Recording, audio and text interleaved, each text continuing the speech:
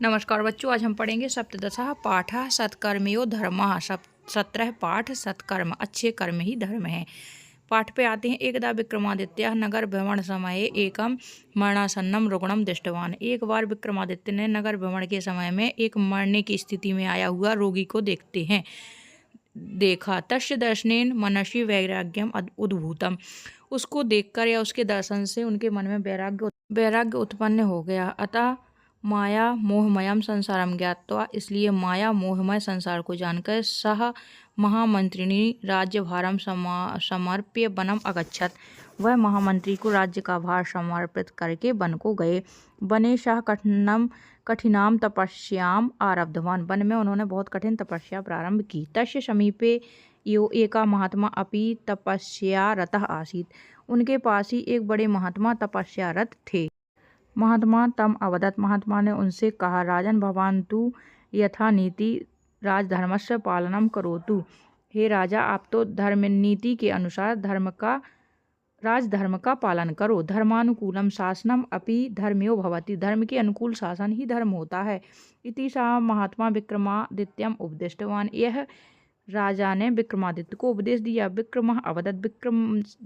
विक्रमादित्य जी बोले, नहीं महात्मानम तपसा यो परलोकः साध्यते कर्मणि नेति।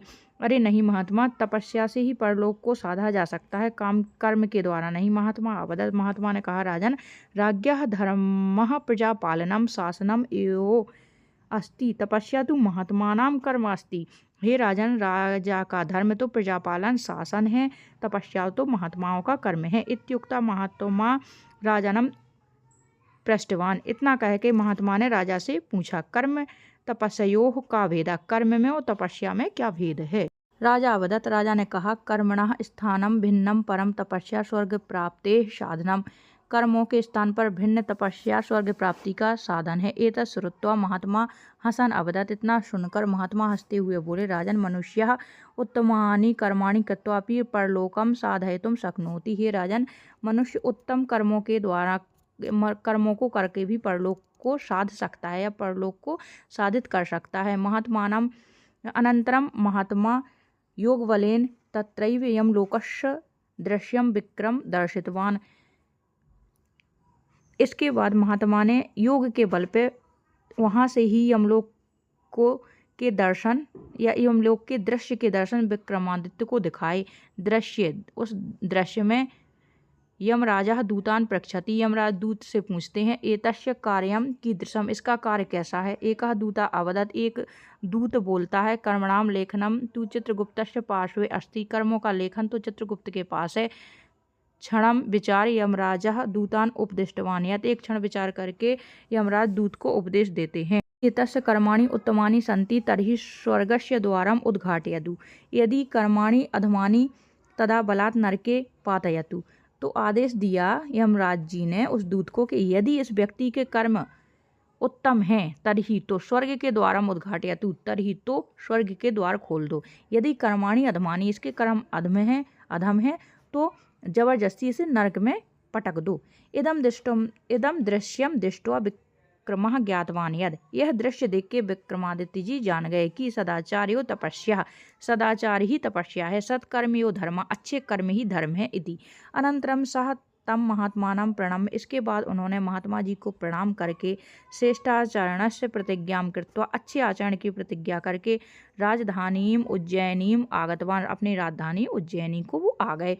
आगत्य, आ करके, इसमें कृत्वा प्रत्यय है। आगम और ल्यप धातु बोले, आ उपसर्ग, गम धातु, ल्यप प्रत्यय, आगत हो गया। आ करके धर्मानुकूलम नीति पूर्वकम प्रजापालन पुरस्सरम शासनम कृतवान।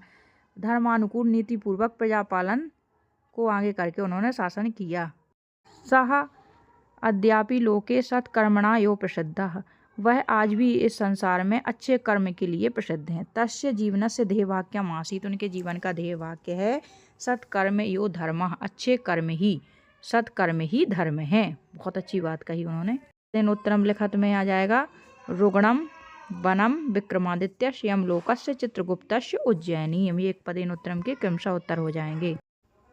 प्रश्न नंबर का है, महात्मा विक्रमादित्यम किम उपदिष्टवान। महात्मा विक्रमादित्य ने क्या उपदेश दिया?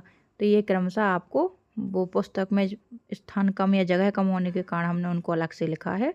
आप इनके प्रश्न और उत्तर क्रमशः लिख सकते हैं। अब आते हैं रिक्त स्थानों की पूर्ति कीजिए। क्रमशः आ जाएंगे महात्मा, स्वर्ग प्राप्ति, दूतान, तपस्याम और राज्ञाम।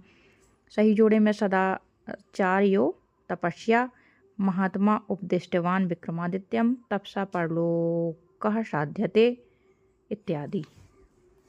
ये है नामोल्लेख पूर्वक समास विग्रह कीजिए। ये समास विग्रह हमने कर दिए और सभी समासों के आगे तत्पुरुष समास आएगा, अर्थात इन सभी उदाहरणों में तत्पुरुष समास है।